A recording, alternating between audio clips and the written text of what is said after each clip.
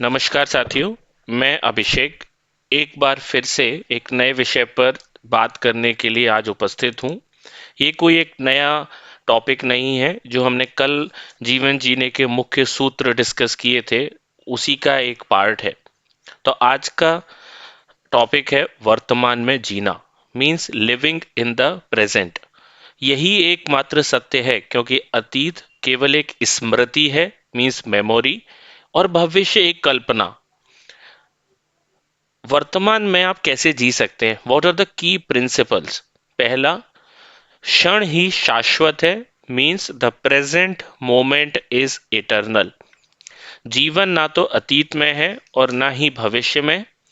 जीवन केवल अभी घटित हो रहा है, means now, right now.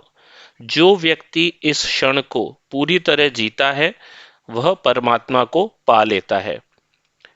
Bhagavad Gita में भी अध्याय 2 श्लोक 47 में भी श्री कृष्ण ने कहा था, जीवन ना तो भविष्य में है और न ही अतीत में। जीवन तो केवल इस पल में है, अर्थात इस पल का अनुभव ही जीवन है।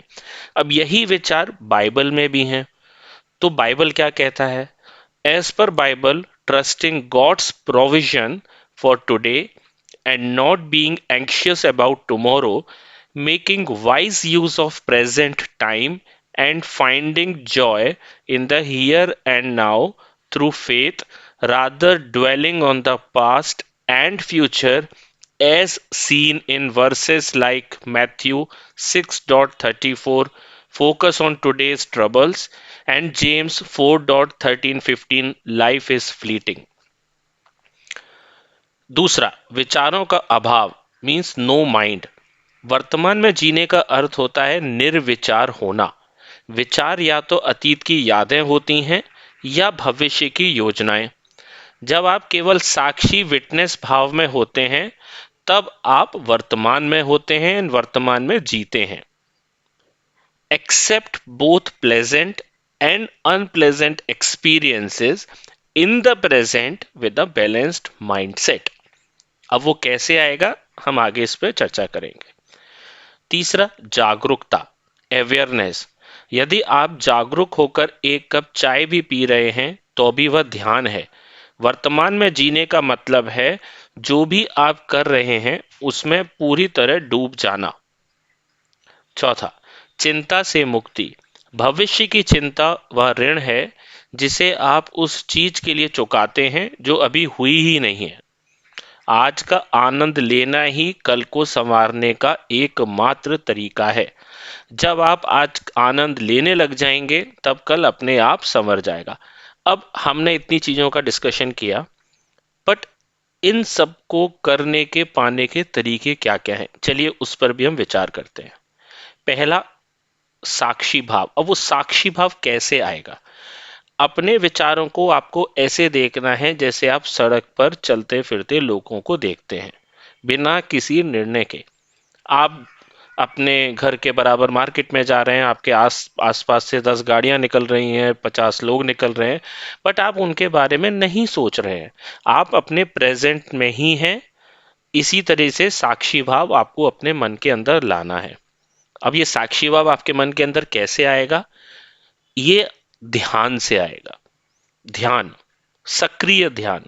ध्यान तनाव और चिंता को कम करने में बहुत कारगर है। ध्यान से भावनात्मक संतुलन विकसित होता है। अब ध्यान क्या है? ध्यान एक प्राचीन अभ्यास है जिसे सदियों से मन को शांत करने, तनाव कम करने और संपूर्ण सेहत सुधारने के लिए इस्तेमाल किया जाता है।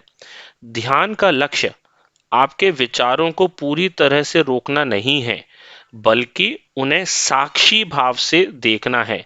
इससे जागरूकता बढ़ती है और मानसिक स्थिति बेहतर होती है। अब ध्यान भी कई प्रकार के होते हैं। पहला ध्यान होता है आनापान सती ध्यान, जिसमें आपको सांसों की अनुभूति होती है। दूसरा होता है ओम ध्यान, जिसमें आप बार बार ओम शब्द का उच्चारण करते हैं। तीसरा होता है चक्र ध्यान, ये शरीर, मन और आत्मा के संतुलन को बढ़ावा देती है। चौथा, विपश्यना, जिसमें मौन साधना होती है। इसके बाद एक और चीज है जिसको बोलते हैं हम होश पूर्ण कर्म। शरीर कहीं और मन कहीं, यही तो मूर्छा की अवस्था है। शरीर और मन दोनों एक जगह हो, तभी आप जितने भी कर्म करेंगे वो सब होश में करेंगे। अब हमने जितना आज पढ़ा लिविंग इन द प्रेजेंट, मैं इसको यहीं समाप्त करना चाहता हूं with the famous saying, do not let the sadness of your past and the fear of your future ruin the happiness of your present and your soul. बहुत बहुत धन्यवाद। अब नए टॉपिक के साथ हम आपके साथ फिर से उपस्थित होंगे, तब तक के लिए धन्यवाद।